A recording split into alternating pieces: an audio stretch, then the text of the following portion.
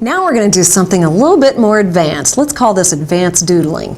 And the first thing you can try is writing your own name. It's just really a good thing. That you've obviously been writing your name for a lot of years, so it's something you don't have to learn right now. You already know how to do it. And I actually write better with my sewing machine than I do with a pen. And I'm going to show you a little tip here in a second.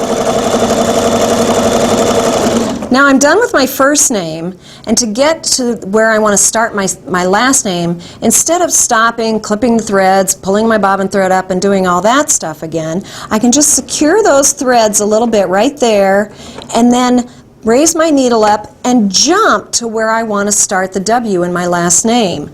And then I'll just secure those threads there and continue going. And of course I have to do that again here to start the rest of my name. Jump down here and start the rest. And I can just clip those threads later when I'm all done. And that way you've saved time and you've saved thread. It's called jumping. And now here's where I need to cross my T. And instead of jumping to do that, I'm just going to do it right here and go right on myself. Got my T crossed already. Let's see if I can remember how to spell my name.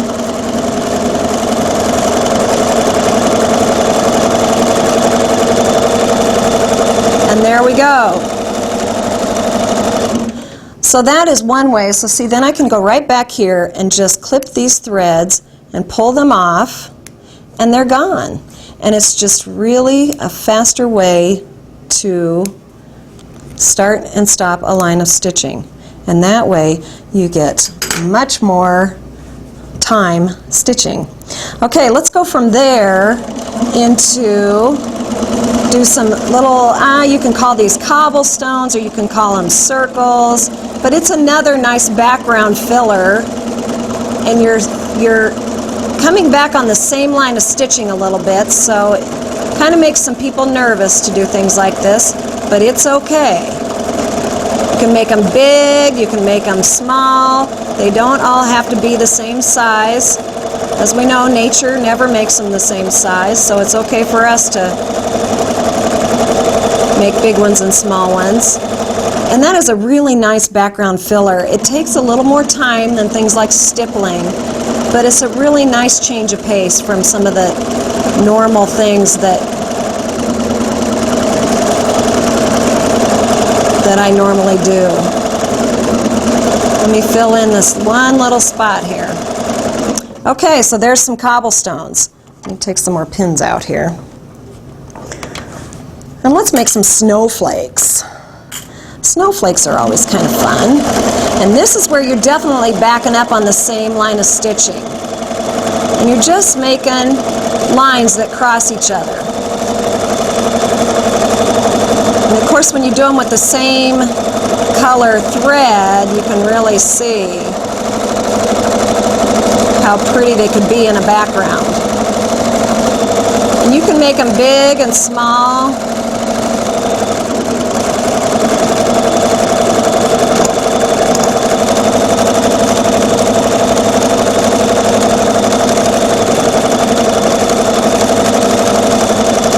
We'll fill one in right here. And that's snowflakes. Very simple, can be done really close together, big, small, the whole 9 yards. Another thing in nature that's never alike is flowers. And this is how I make flowers that look kind of like daisies. I make one petal and then I make the center. So then I have a place to aim for with the rest of my petals. And you can make your petals short and squatty or big and long, however you want to make them. And just fill in around that center. There's my last one. And then to make the next one, I go around the center, right on that same line of stitching, and come out the other side of my flower and make the next one. So I make one petal, and then make a center, and then fill in the rest of my petals around that center. That center gives me a place to aim for, which is always nice. And there's another flower. Sometimes I come out and I just echo that. It makes it look like there's another row of petals around there.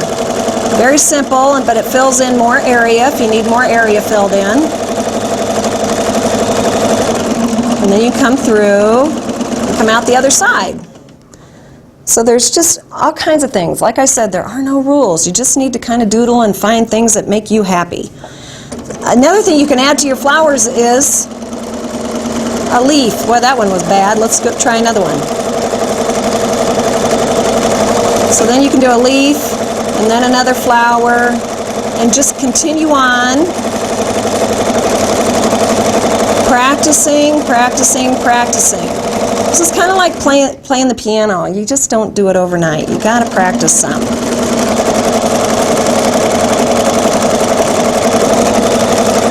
So anyway, there's our flowers and leaves. So you just need to kind of play with it.